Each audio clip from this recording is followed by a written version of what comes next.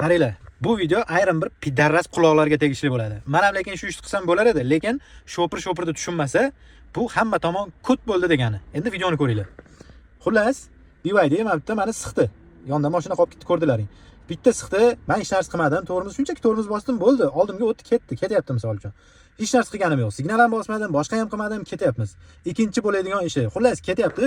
Men signal bossam yoki so'ksam bo'lardi. Nima qilasan? Tutim, yo'q qilsam bo'lar edi, lekin uni qilmadim.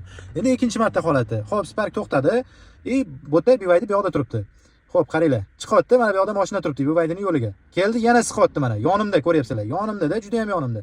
Men bunda ham gapirmadim, signal ham bosmadim, orqasidan quvib ham bormadim, so'kmadim ham, margat ham qilmadim, spokойно o'zimni yo'limda shunchaki nima qildim?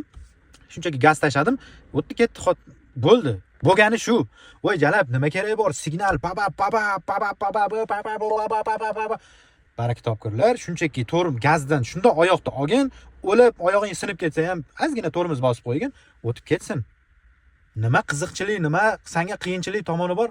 Shuncha so'kib, shuncha baqir-chaqir qilib, shuncha signal bosib, nervich qilishga bitta tormoz bosish arziydimi? Mana shu videoni boru, mana shunaqa o'zini nervini arzitmaydigan, bitta tormozga arzitmaydigan pidaras quloq gnidalarga jo'natib qo'yinglar. Rahmat sog' bo'linglar. Chopirlar, bir-birimizni tushunaylik-a.